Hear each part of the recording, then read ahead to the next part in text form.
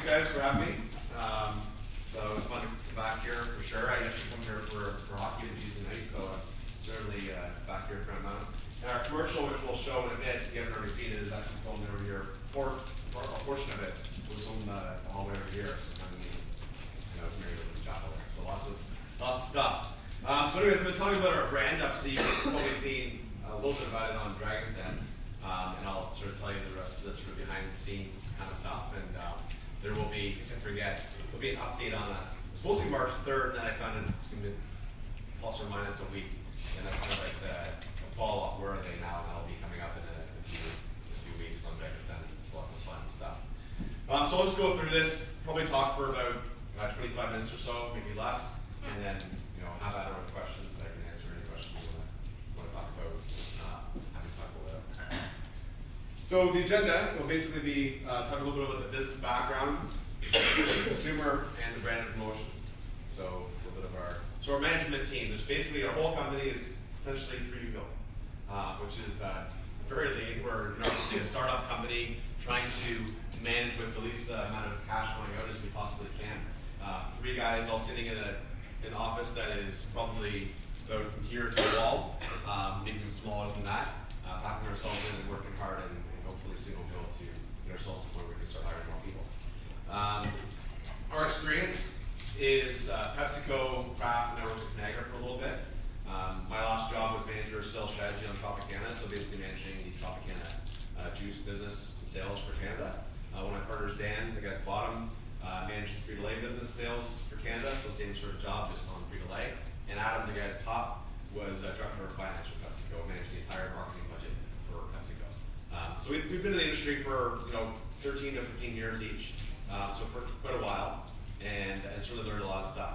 Depending on if you're anybody's interested in being an entrepreneur, depending on what industry you're planning on going into, sometimes it's better to go get right at her, or sometimes to go in the industry and learn a little bit of stuff.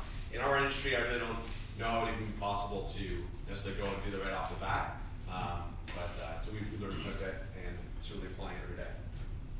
There were certainly things that we didn't know. If you're sort of programmed with these big companies and doing our thing there, and particularly none of us had ever sold chocolate, as an example. The 3 of us were in finance and sales, not in marketing, and we decided to bring on some advisors to help us out in terms of their understanding of the market and bringing cash in as well. Most of the guys on the sheet, sheet 5, including some of the guy at the top left, are actually investors in our business. And of them, I only knew one of the guys before we started our business. They're all sort of people that I met through the process of going and raising money and talking to people, which is certainly something, if you ever wanted to start a business, something you want to go and do. My sort of line is I would have a coffee with anybody, especially as I was starting. You never know where that's going to lead, right? You start off one person, as an example, I'll tell you what all the resumes are, but I met that guy, took me to this guy, took me to that guy. This guy met, just follow the path along, and they bring other people along, and they can certainly help you sell as well. So some of the resumes and some of the people we sort of brought in, you'll see why we did so. The guy in the top left was the former North American president of Nestle. He had run Nestle Confectionery for Canada, Lower Seaboard, all that sort of stuff. So obviously brought general management, marketing, and chocolate to us. The guy below him, Andrew, is a major investor in our business. He was president and founder of Virgin Mobile Canada. He had been LICO president of Americas, so North and South America, general manager of Nike, and a couple other things. The guy below him, Mitch, has anybody ever heard of Michael Porter or the Monitor Group? Michael Porter's model. He was here about university if you go to business. This guy here was like his right-hand man. So when you're learning about stuff in university, you hear Porter's model. This guy was like his right-hand man and certainly a smart guy as well. The guy in the top right is, he goes on TV a lot. They bring him on TV for things like Global and CTV and stuff to, after the Super Bowl to review the commercials. He's also a judge on Recipe for Riches, judge and founder of the program. And he is the owner and founder of a major promotions company in Canada called Capital C. The guy below him, Stanley, recognized him from TV. You saw his hair in all its beauty on the show if you watched it. His company, Tether, did all of our branding. Anywhere from business cards, t-shirts, the packaging of the chocolate bar, all of our marketing material that you'll sort of see as I go through this. And a great guy to have along. He was the former global head of design of Starbucks, Lego, and Nike, and his company now has BMW, Microsoft, Pepsi, Gatorade, Fritos, a bunch of big businesses globally, and we're certainly very lucky to have them working on Hawaii. And the guy below him, I think you probably all know him, David Chilton, and he's, as I was saying to some of the folks earlier, we should really be banning him. I think he's a little bit different from some of the other dragons. He does his own due diligence, he gets very involved in businesses. He calls one of us every day. He is so involved in business, and it's actually, I almost feel like saying, hey, look, don't you have other stuff to work on? Because he's just, he's always so eager to help and do stuff. So when we started, unlike a lot of businesses, I think a lot of businesses, people want to start, it's like, hey, I'm really good at IT, or, I come up with this idea, and so I'm going to start a business on this. Ours was different. We said, three of us were sitting around having a burrito, and we said, hey, I want to start a business. Hey, so do I, and so do I. Okay, great. Done. We're starting a business. It wasn't, let me think about it overnight. It wasn't, let me go talk to my wife or my family. It was, we're starting a business. We have no idea what it's going to be yet, but we're doing something. Okay, great. Meet up 2 weeks later, start brainstorming. We came up with like 40 ideas.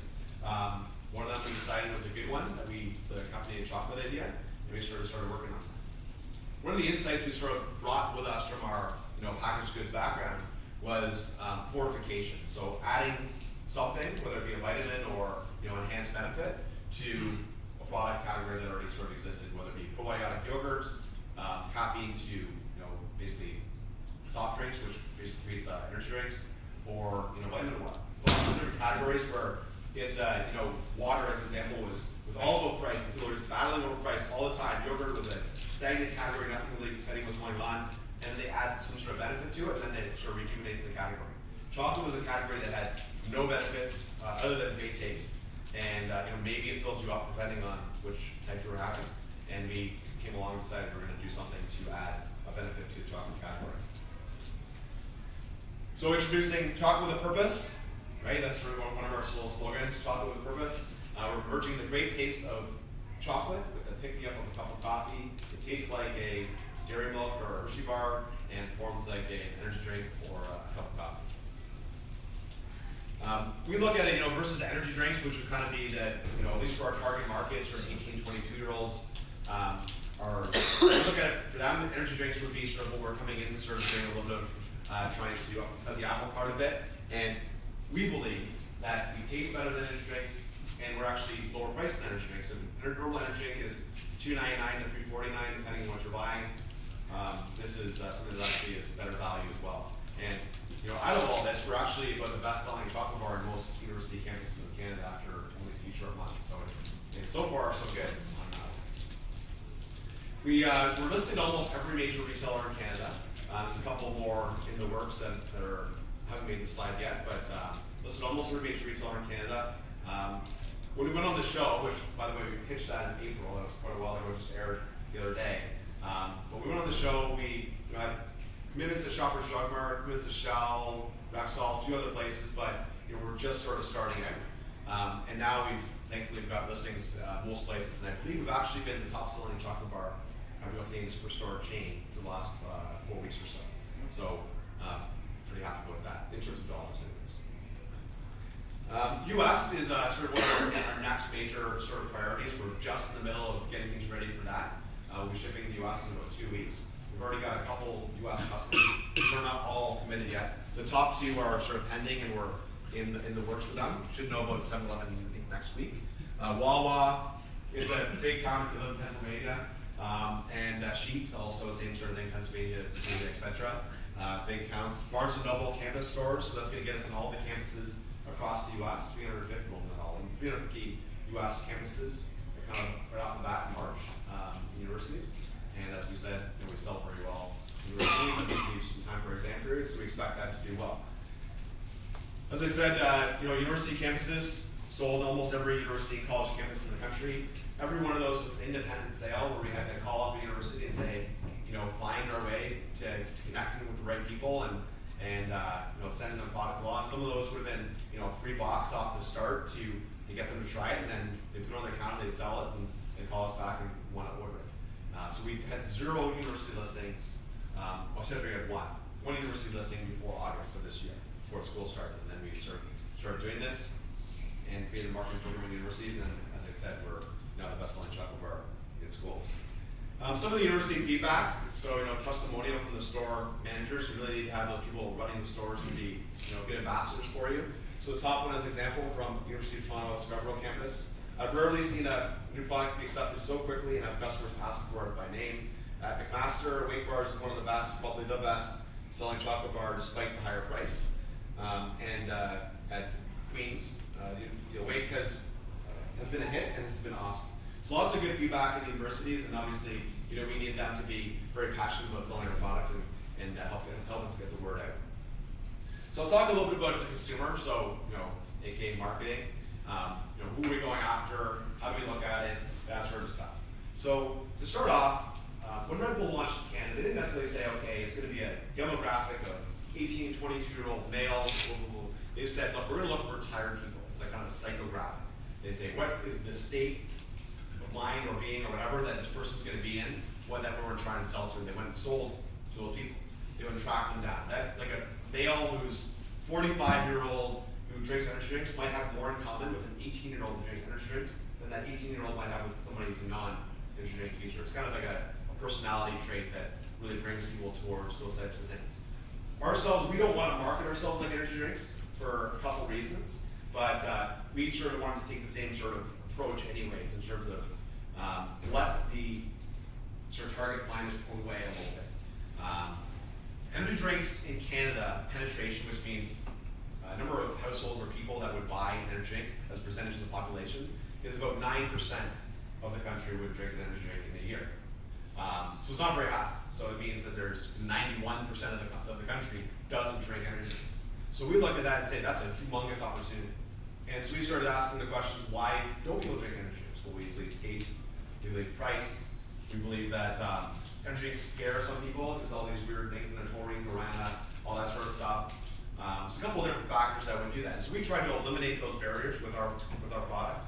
We didn't add things like taurine, guarana, all those sort of things to our product. It's just caffeinated chocolate. It's a cup of coffee with caffeine in a chocolate bar. Simple. We try to make it very simple. We also try to make it very non-polarizing, so that we weren't scaring people away. We could have called this samurai or something weird and extreme, but we didn't on purpose, because we want to go after that whole group of people in the country that potentially might be interested in this, but have been necessarily afraid of having energy drinks or for whatever reason. Some of the traits of our people, so unlike energy drinks, which are prominently male, we really believe we're sort of like 50-50. 18 to 39-year-olds mostly, lives a very active lifestyle, very connected socially. They believe that chocolate should taste delicious, provide a satisfying craving, and it's something actually to get you through the day.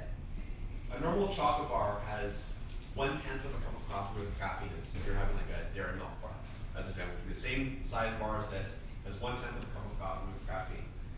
So it's not really giving any sort of pick-me-up. However, meanwhile, nearly 50% of people already use chocolate for pick-me-up. They kind of get that sort of sugar, whether it be sugar or whether it just be endorphins. I feel good when I have a chocolate bar. It gives me a little bit of something actually to get me through the day. We're actually providing that benefit, so we really believe that there's a huge group of people that are already using chocolate for that purpose, and now we can go out and go after them a little more aggressively. Yeah, as I said that point already, and to some of the ways we're marketing it. And some of our fonts have gone a little weird here, but so as I said, Stanley's team, the guy with the hair on Dragon's Den, his team is ones who do all the marketing for us, and we certainly love working with them. And we came with packaging that has high taste appeal. It looks like a chocolate bar. We didn't want to have this look like an energy bar and be stuck in the energy bar section in the back of the store where sort of nobody goes, and there's so many different things, and it's all very confusing, and generally people expect it to taste bad. We want to look this like a chocolate bar. We look in front of the store and have people feel it's going to taste great. We created this owl personality. Neville is the owl's name. By the way, if you watch the follow-up on Dragon's Den in a few weeks, you'll see Neville, our mascot, running around in a bunch of the scenes and things. Actually, Neville's over here one day, so I'll show you in our commercial. So Neville, we created this personality Neville because it's somewhat of it's a more complicated idea to communicate than a normal chocolate bar. It's like Kit Kat or whatever. It's like, yeah, just wait for a chocolate. Big deal. It's not very hard to communicate what that is. This is a little bit more complicated, so we created this personality to have a voice.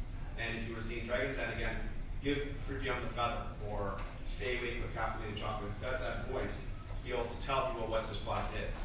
And so that's our owl, and that's what it's about.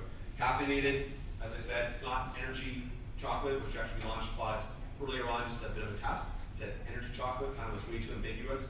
Nobody knew what that meant. And so we redefined it as caffeinated, which is very simple. I think the last slide said something like 80 or 90% of people make chocolate decisions in store. You don't write on your list, I have to go buy chocolate.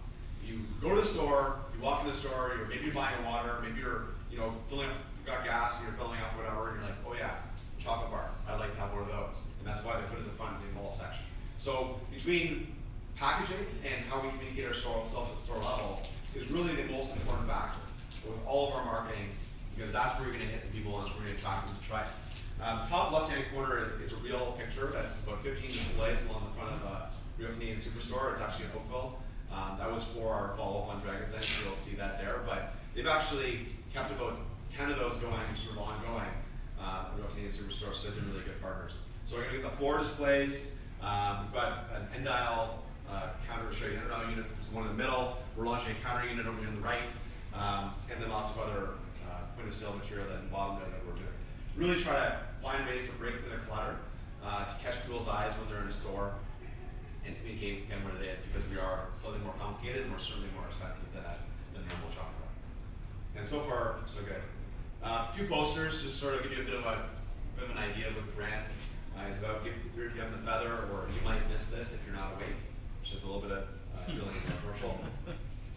Campus sampling, as I said, we were sort of targeting that, if we're sort of looking for that 18, 22-year-old person, somebody who's burning the candle at both ends, and where are you going to find those people in high density? Certainly, universities is a good place. So we went out, as I said, we got about 60 university and college campus listings, and then we did a tour from coast to coast in September. We had got 2 buses, 2 mascots, and sent them across the country from Vancouver to Cape Breton, sampling the product in universities and getting the word out.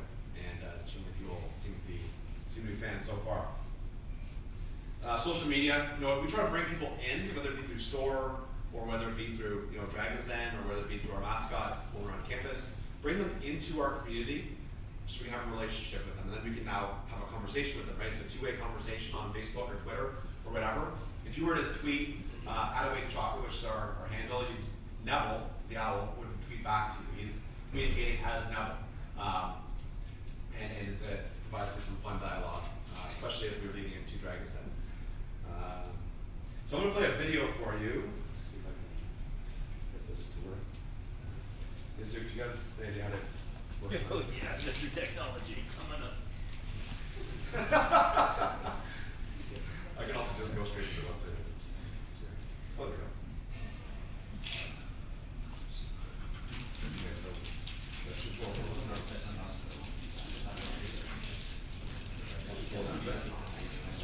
No, that's not good. That's why you said that. There we go. Yeah, that was good. Yeah. So you guys will recognize that right there. This is the beginning of the, we'll just maximize it. How much do you retail boxes? We sell the bars for $2.49 in stores, but we sell a box on Amazon or Appleby. Normally it's about $23 with shipping, $99 with shipping.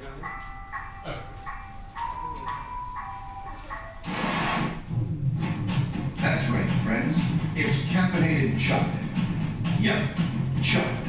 With C-A-F-F-E-I-N-E. In bite-sized, notchable pieces, no less. One piece and you're ready to fold some laundry. Subscribe to a magazine, or possibly return a phone call. 2 pieces and you're primed to beat a rug. Stack kindling. Maybe even whip up a little tuna sandwich. 3 and kapow! Now you're ready to wrestle an undersized badger, study for midterms, or don't be surprised if you have the desire to jog all the way to Saskatchewan and back. And consuming a whole part, test subjects have been known to read an entire novel in one sitting, happily embark on a 52-hour road trip, even take the GMAT and LSAT in the same day. Join the billions of fans all over North America who are giving 3 p.m. the feather. So if you don't want to do this, then get your talents on some awake. because you don't want to miss out on any of this.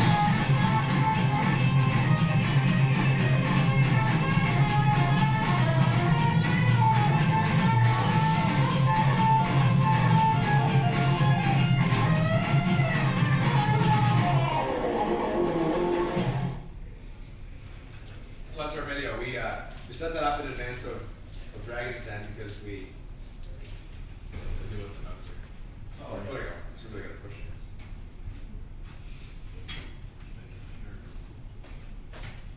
Okay. So we set that video up in advance of Dragon's Den because you watch Dragon's Den, you get to maybe a little bit about the people presenting, a bit of the reaction of the judges, whether they got a deal or not. Maybe you learn a little bit of the product proposition. You don't necessarily learn about the branding and what the sort of character of the brand is. This is we sort of revamped our website and created this video so that when people came to our website after Dragon's Den, they could learn a little bit about the brand and get the idea of the personality. We also, being a small startup company with a very limited marketing budget, especially in relation to your Mars, your Nestle's, your Cadbury, that sort of stuff in the world. We really take the approach of we need to have people speak on our behalf, right? We create ambassadors, and then those ambassadors go and tell other people. That's one, not that I'm going to come here anyways, because obviously I love Appleby and so you're going to want to travel with you guys anyways, but we make it a point of going to as many university classes and speaking to as many university students as possible. Because we want to spread that word, right? Give them the chocolate bar, tell them the story, and then they go out and spread the word. When David Chilton's going to be presenting over the next months and months, he'll be talking about a week. Someone will get a chocolate bar, they'll hear their story, and then they'll go and tell somebody. When you buy an Apple computer or an iPhone or iPad, or you get that little sticker in there, right? It's like that's so you put it on your binder or something and help spread the word about Apple. Right? They're taking that same sort of approach. Starbucks, same thing. You're spreading the word. You never spend a lot of money until the last couple of years, anyways, on necessarily out of store marketing. It was mostly people spreading the word, and that's what we need to do as well because we're not any longer spending great budgets. So we've done a couple of things. So one, there's this sort of informal ambassador thing that we really treat very highly. Two, we obviously did the tour across the country with some official ambassadors and our owl and that sort of stuff. And then we also just recently hired some university ambassadors across the country, about 10 or 11 of them, that live and go to school at different universities, and they go and spread the word. So they're putting up posters, having sampling events, opening up new points of distribution, etc., on the schools and helping get the word out. Well, we obviously can't be everywhere. And then we've also given away a lot of T-shirts and stuff, and I bought some stickers for you guys too and things. But it allows us to, someone's wearing a T-shirt, it's like, hey, what's that T-shirt? And they tell the story, and there you go. Right? It helps spread the word because it's like it's the concept of going viral, right? You tell one person, they tell you tell two people, they tell two people, they tell two people, and spread that way. As opposed to me having to tell 10 myself, which obviously isn't very efficient. We've done a lot of PR. So because we're obviously a startup brand that's interesting, sort of, and because we have an interesting concept that hasn't been done before, because we're taking on sort of the big boys and sort of David versus Goliath story, we've been able to leverage that for a fair amount of PR. We've been on Global, the morning show, we've been on CTV, Cityline, like the podcast, those three. Alum magazine did a feature on us. I love the title. It was 5 reasons we love Wake Chocolate. They wrote it. It wasn't paid advertising. It's PR at work. And then we've actually been, the National Post has been great friends of ours the last couple of weeks. We've been to the National Post about 3 times in the last 3 weeks or so, where they just written the story about the Wake business and what we're trying to do and all that sort of stuff. So again, every time we get something in the National Post or the Financial Post, it's telling 700 to 1 million people, and certainly helping us spread the word, which is good. And it's called earned advertising or earned media that you don't have to pay for, which is certainly good for us. Dragon's Den was the same sort of thing, obviously. We were on there to get some publicity predominantly for our business. We did raise money. We did obviously sign the deal, as you'll see at the update. A lot of businesses that go on there don't necessarily sign the deal and often backs out in due diligence. With us, we did officially sign a deal with David Chilton. So we got a chat from the whole thing. Yeah, we did. We had Kevin O'Leary and David Chilton on the show, and we changed the deal a little bit on them after the show to our advantage, and Kevin backed out, David stuck around.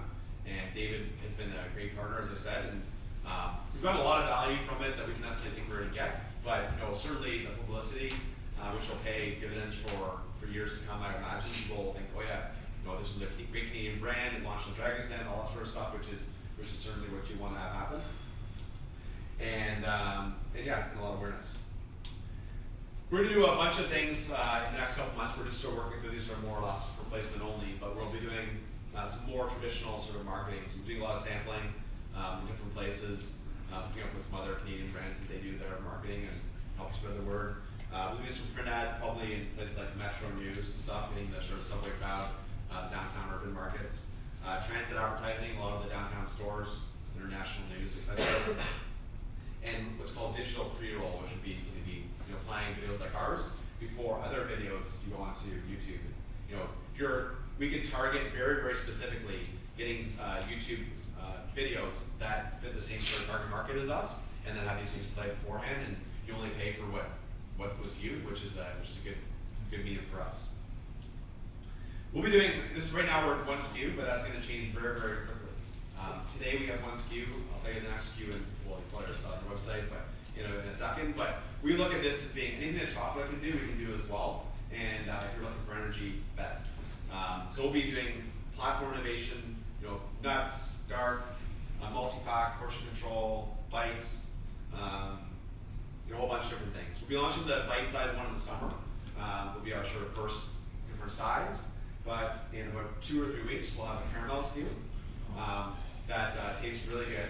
It's kind of like a caramel, except it's the same shape as this. You've got the sort of 4 pieces that you can break apart, and they've got sort of like the big sort of cavities inside them that you fill with caramel. So it's got a good sort of texture to it, a little more caramelly than actually the caramel, which is kind of neat. And we're looking forward to seeing the excitement from people as we have a flavor that's beyond just milk chocolate. And that's the end of my official presentation, so I am happy to answer as many and all questions that you guys have. Who wants to? Oh, sorry, go ahead. What was the process behind developing the chocolate that they can have no aftertaste? Sure. So it's a bit of, again, we're just 4 guys with an idea. We never sold chocolate before, never made chocolate, all that sort of stuff. So basically, starting a business sometimes requires a little bit of fluke. And in our case, it had a little portion of fluke. So we were, just before Christmas, of 2010, I think it was. I was at a Christmas party and sort of chatting with some of my friends and saying I wanted to start a business. And one of my buddies, who I've known for 13 years or something from university, said, "Hey, you should probably talk to my dad then." I'm like, "Well, who's your dad?" And he's like, "Oh, he used to build and own and run chocolate plants." I'm like, "Okay, yeah, I guess we should chat." So went and chatted with him. He would know about making chocolate. He wouldn't know anything about the caffeine part. And I think I said on the show, but 90 minutes with aftertaste is what Snickers had when they launched their product. And if you just put regular caffeine, like stock caffeine off the shelf, if you could buy it on the shelf, in this, literally, without a joke or any exaggeration, literally would taste like you're chewing tallow. That bad. And the amount of caffeine you have to add to make one of these bars, if you took like 1 pinch, that's about 800 milligrams. And this is 100 milligrams. So 1/8 of a pinch is what you add. And it is so potent and so disgusting in its taste that it ruins it. Tastes like it's poisonous. So there's sort of like 2 processes. One was how to figure out how to make chocolate bars, which we had this guy help us a little bit, and then we went and found a plant to produce it. And then 2 was go and find a company that could produce tasteless caffeine, and then bring the 2 together in a way that didn't disrupt each other's process. So that's basically how we did that. A little bit of internet research was the caffeine side, but bring the 2 together to figure it out. And sometimes a lot of people, especially as we were raising money, half of people we presented to didn't believe that we were the first, the only caffeine fortified chocolate bar in North America. They just thought it was impossible. It's too easy, too good of an idea. There's no way that it's the only one out there. But sometimes the best ideas are the ones that are just right there, that people just kind of skip right by because they're not looking, right there because it's almost sometimes too obvious. So anyways, that's kind of how that came about. Other questions? Yep. Questions. First, for each of these chocolate bar, Yep. how many caffeines it has compared with probably a can of Monster? Can of Monster. So a big can of Monster has 160 milligrams of caffeine in it. A small Red Bull has 80 milligrams of caffeine in it, so it's by volume, it's the same, it's just half the size. And we're 100, so we're just a little bit more than the small can of Red Bull, which in terms of cups of coffee, a tall Starbucks probably has about, depending what which one you get and stuff, probably has about 140 milligrams of caffeine in it, and a big tall grande Starbucks would have about 280. So there's a fair amount of caffeine in a big Starbucks. So anyways, we're 100, which is actually, by the way, Health Canada rates it is actually the minimum you can put in it in order to claim the functional benefit. If we would have put 80, Ripple had one of those grandfather clause type things that are in for a while, but we could not launch a clock with 80 milligrams of caffeine. They'd say you can't add it unless it has the functional benefit. You can't claim that functional benefit, so you just can't do it. So we claim the minimum. So in terms of safety and all sort of stuff, we're good to go on that one for a long time. Yep. Why did you choose 100? Why did we choose 100? Yeah. Cup of coffee. You know, it's a regular, if you were to go to the dining hall and pour yourself a cup of coffee, that's, you know, generally about 100. We wanted to make it comparable to something that was easy for reference. And we also didn't want to add so much that it was polarizing. We can do that later on. Like down the road, we can launch a double strength. We can do a bunch of other things. But we wanted to, at the beginning, make it very easy to communicate. Have enough. Like some people, depending on your use of caffeine, some people would say, it's not very much. Some people would say, oh wow, I'm flying. So caffeine reacts to people's bodies differently, depending on different things. So we wanted to make it sort of that non-polarizing amount that is functionally relevant. And I'm wanting to know, for this video, is this your commercial? Yeah. And where do you usually place them? On YouTube or on the public TV or? Where is it? Where do we put this? Yeah, so right now it's on our website. This is our website here. This is our website here. Remember, you got it down the page. That's our website. It's on there. It's also on YouTube, and we'll probably place it on a few other places too. But it's not, that one there is not made for TV. That's made for YouTube and digital purposes. So we might shorten it up to be for TV one day, but today it's just a digital. And also, I have a personal question. Yep. Do you have plans to just start to sell the green tea flavor chocolate? Do we want to sell a green tea flavor? If so, I will love it. What was the last thing, sorry? I will love it if you can sell the green tea flavor. Oh, okay, cool. So we maybe one day, not in the short term. We're trying to sort of go as high, as mainstream as possible, right? It's like, why did we launch milk chocolate at the beginning as opposed to dark or something else? Because we want to not polarize the least number of people, and then work our way to all different things later on. So we'll launch other flavors eventually. Green tea maybe. You're not the first person who's asked for that. So there have been a couple people. Maybe one day, but not in the short term. Other questions? Yep. Can you share some of the behind-the-scenes experiences with Dragon's Den, like the preparation Yep. and what they see of your company Sure. beforehand? Because any Yeah. decisions right there. Great it question. seems Yeah, like. great question. Yeah. So basically, they know nothing about you when you go walk in the room. Is the easy answer. But the way the whole thing sort of comes about. Normally, what happens is right now they're going to tour around the country and they're auditioning people, right? So you could show up to an audition, do your auditions. I think they see something like 5,000 companies as they do this. At the end of the whole process, about 150 will make it to air. So there's obviously a big process of sort of weeding people out as they get down to that. But start off with an audition. Then they sort of break it down and they decide, okay, 300 of these auditions are going to make it to TV. I'm assuming sometimes they choose fantastic failures because they're clearly not there for their business. Insights and that kind of stuff. And then other ones are legitimate, real good businesses. So then we get that down to about 300. We started working on our sort of pitch about 2 or 3 days before the show. We didn't have that much lead time. They kind of called us and said, hey, you're on Dragon's Den on Thursday.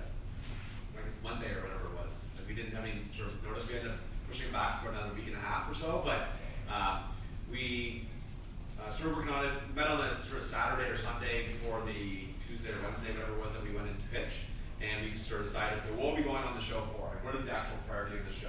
We decided that it was, and this was the very important thing for us, is number one was to get televised. Right? If you're if you're going down there and you're pitching and you're getting all nervous and you're going to pitch and you don't actually make it to TV, what was the point, right? So that's number one. Number two was good reception. This was our priorities, might be different priorities for somebody else. Good reception of the product.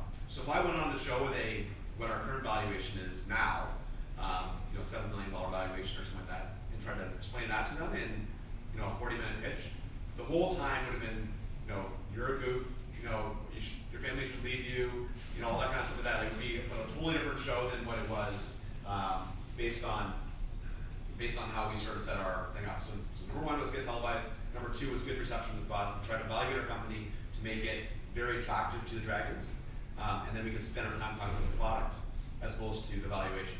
And then number three, in that order, was raise money.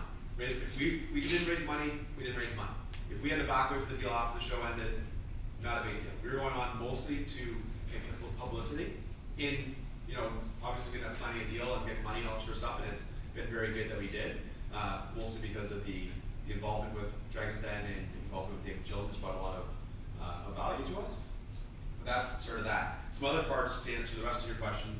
We pitched in about 40 minutes. So we walked in, down the hall, whatever, down the stairs, and standing there until the time we left was about 40 minutes. They showed 7 minutes, so they obviously edited it to be what they decided to make it about. We spent a little more time selling than they would have shown. Most of the time in the show, they showed them sort of arguing over the business. The actual show would have been at least 50, if not 70% of the time, us selling our business to them. So that was a big factor. They know nothing about it when we walk in, so like literally when I say hi, my name's Matt Schnarr, and we start talking, that's when they're hearing it for the first time. They don't know who we are, no context at all, and that's why obviously they're reacting to Bill's hair and all sort of stuff because they have no context to what it's going to be about. Any other questions? Afterwards, that's the follow-up hour. Sure. So afterwards, so most businesses, as I said, even if you do sign a deal on the show or you shake hands on a deal, something like 80% of businesses fall through, meaning that they look at your business and like, you kind of made it sound a little better than it was, and then they drag us back out. In our case, it was extreme exception to what normally happens. Number one, we had a check writing about 4 weeks after the show aired, straight after the show, after we pitched the show. So it was like June 1st or so, David was writing a check to us. It was the first check written for Dragon's Den of this season, of season 7, this year by, I think, Waves. Because he does his own due diligence. We were, quote, real business people doing an industry that we knew something about.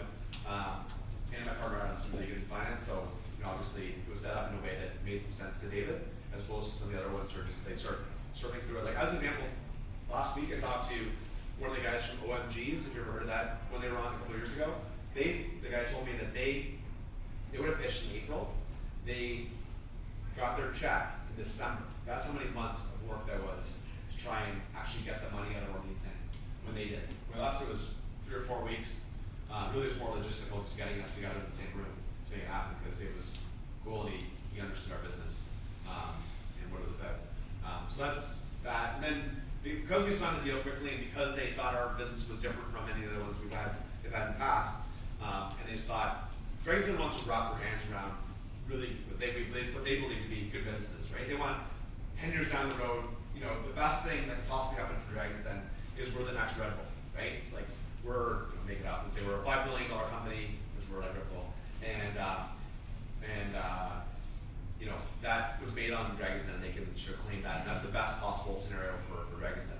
So they want to find businesses that they can go back and do follow-ups on that will be good, and they can do this for every year and keep milking that machine. So we did a follow-up. They did a follow-up on us, which will be televised in the next 2 to 3 weeks, which is pretty cool. It's David signing the check. They did a film just like a radio interview on Z103. What's that? You heard it in the heart? Yeah. Nice. Yeah, we did that. I don't know when we did that. November probably. We did that. Store tour in a couple places. So Brookline Superstore, Petro Canada, Shoppers Drug Mart. Little tour around the city with the mascot and the bus and all sorts of stuff. And they put it all into a segment, which is the fall. Way they came with me to Montreal too to watch the plants, the chocolate bars being made. So a bunch of stuff in order to create this follow-up, and then they'll show follow-ups hopefully in years to come as well, which will always provide us lots of benefit for years to come. Did I answer the question? Other questions?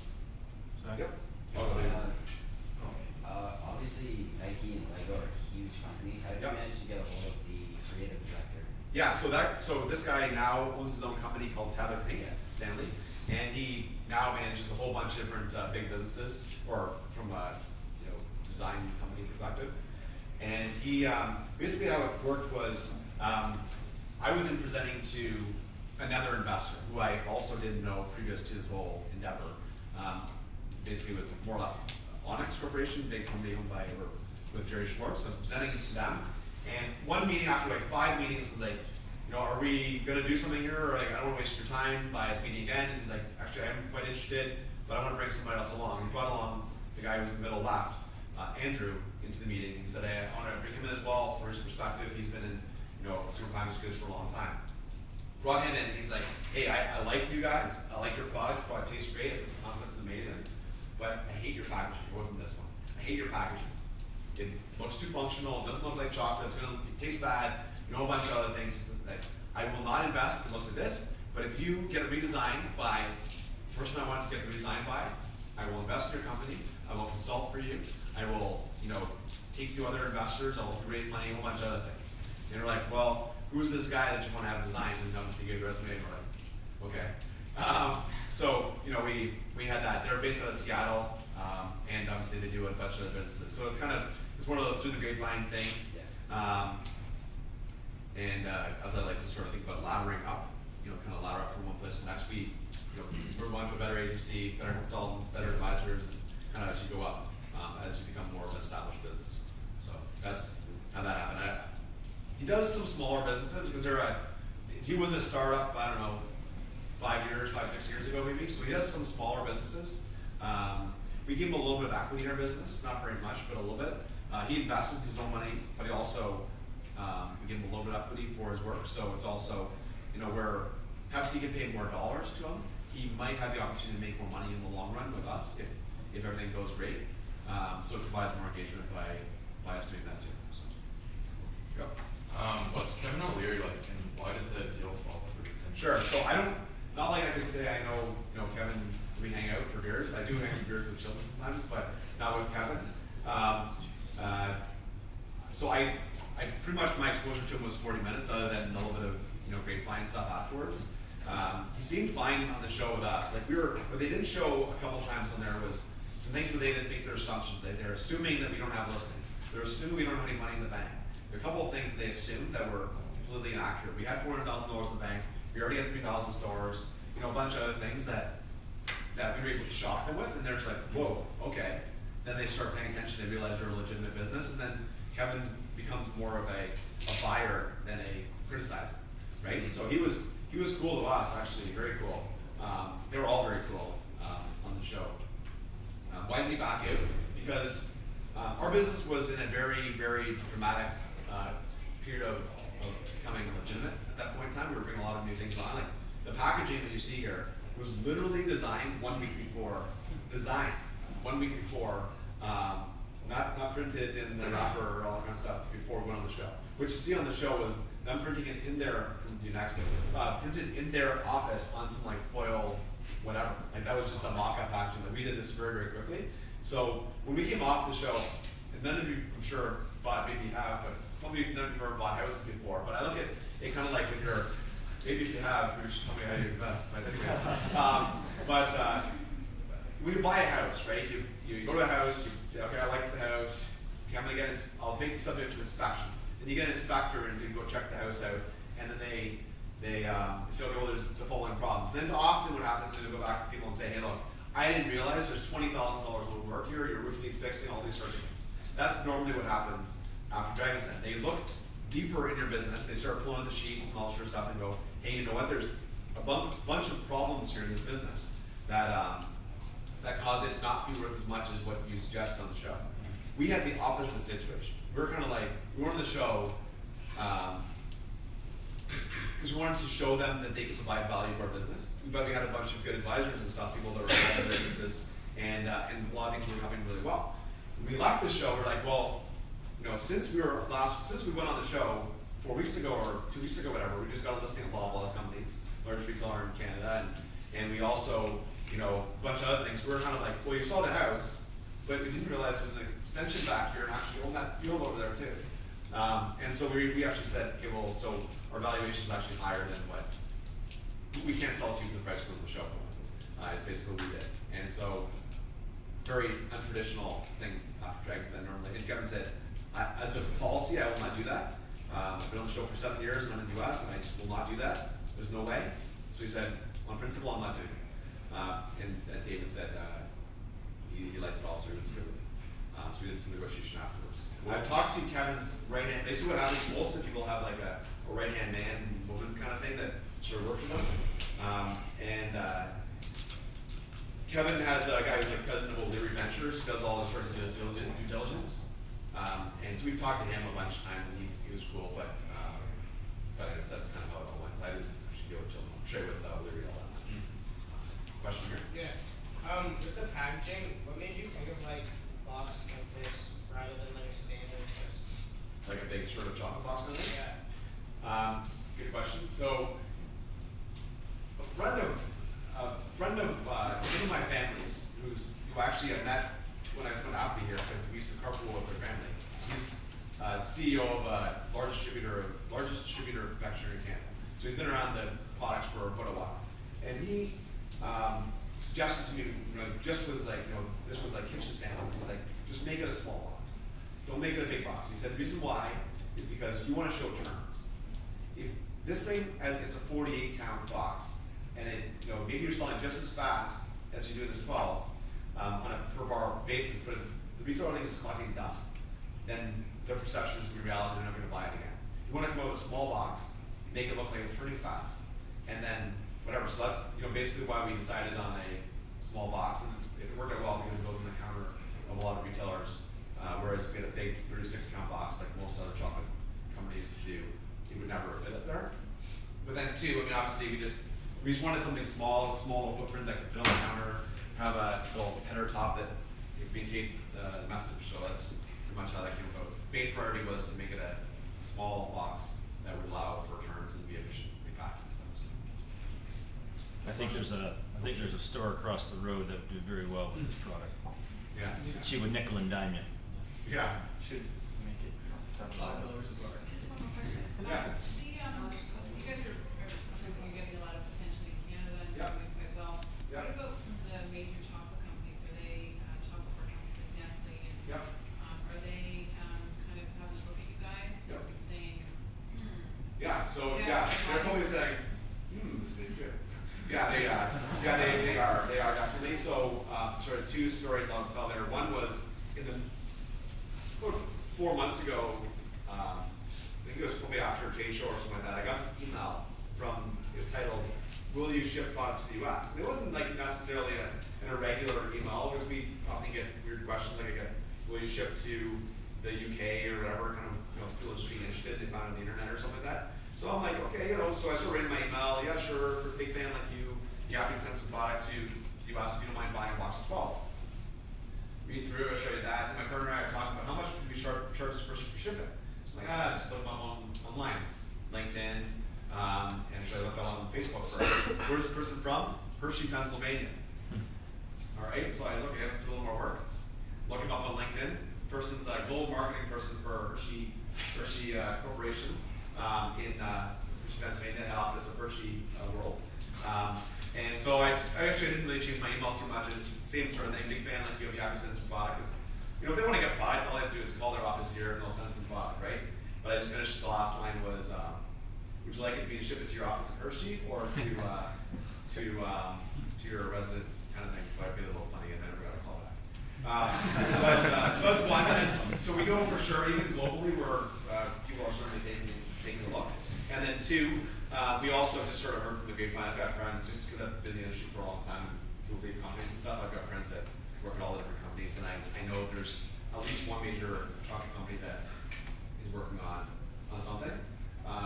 They've got to establish the project now, but that's fine. We knew always that if this was going to be a good business, for sure, 100%, there will be a competitor. We do not look at that as being a negative. We look at it as being a positive. It legitimizes us. At least in Canada, everyone will recognize us as being the first. We've been on Dragon's Den, all these different things that are, legitimizing us. All the retailers, we're listed almost every one of them now. They all know that we're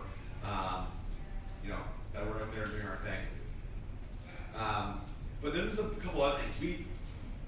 We know from managing, I managed the Tropicana business, from sales, I launched all the products in Tropicana, launched them, you know, for the last 4 years kind of thing. My partner did for Frito-Lay, my other partner, for pretty much all of Pepsi beverages. We know that big companies don't do a very good job of launching orphan brands. They don't know how to do it, and just based on the fact they're so big and they don't have resources properly, right? So it's, you know, you're lining up versus a, you know, $1 billion Pepsi business. How are you going to resource a business that's not selling very much, right? They don't want to put too much towards it, too much money or people towards it, because it's going to start pulling from their other businesses that are, you know, obviously putting a lot more to it. The other question is, so say for example, it's Nestle and they want to do this. So what are they going to do? They're going to launch their own SKU, which then they're not really that much further ahead of us than us. Or are they going to put caffeine in a product that already exists? Well, here's an example of that. Cracker Jack. Cracker Jack just did, you know, practically the same thing, trying to put caffeine into Cracker Jack. Well, now you've got that perception of what Cracker Jack's like, and you're going to change it by putting caffeine in it. It just doesn't, people's minds can't, you know, sort of follow that message. It's the same thing in chocolate. So what are you going to put in Kit Kat? Then people will be like, hey, that's my Kit Kat that you're playing with, and now you're more likely to have a kid have it. And like, we can market ours 100% specific to what our product is for. And I think the only way for a big confectionery company to do it properly would be to do that, but they're going to take a long time to do that. So they'll spend at least a year talking about it, like watching and talking about it, and they'll spend about a year launching the product, and then they'll probably under-resource it, and that sort of stuff as they go and do it. We've watched and done those faults when we were working in the big companies, and so we try to, you know, be as nimble and fast and all sort of stuff as we can, and you know, we believe one of the best parts about our product is the name, which they can find another name kind of like that, but wait, it tells you what the product does in the name. There's not very much room for messages on this packaging, so you might as well use the name for that. And if you say it's Kit Kat, that's not going to tell you what it is, right? So you got to find a name that really can help communicate that. The last question. Yeah. Do you have the plan to develop a comprehensive chocolate which is to solve the hunger problem? Like, for example, according to your customers, your major customers are students or the sportsmen, because you always feel tired. Do you think it will be good if you just add something like to make the chocolate be compressed and solve the hunger problem? Because I had either kind of chocolate which is very small, and even probably it's just half size of your chocolate, but while I just eat it, I just feel very full, and even probably I don't have dinner. Yeah. You're asking, would we ever consider making it more filling? Yes.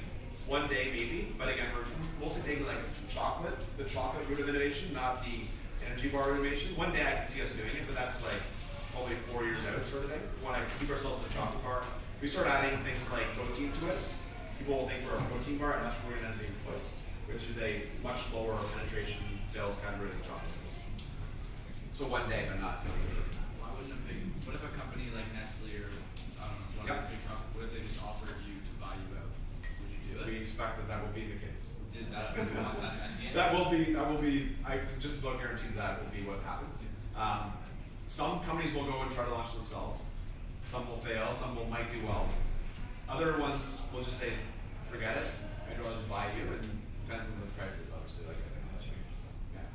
But that's honestly what our most likely scenario is, that in 5 or 6 or 10 years, whatever, that a big company just comes along and says, hey, stuff's pretty well. Yeah, no offense, no. Anyhow, this you will appreciate. It's Cool. 1-year history. Oh, of nice. College. I'm Nice. sure you'll find Cool. it worthwhile. Nice. Cool. Thanks so Thank much. you.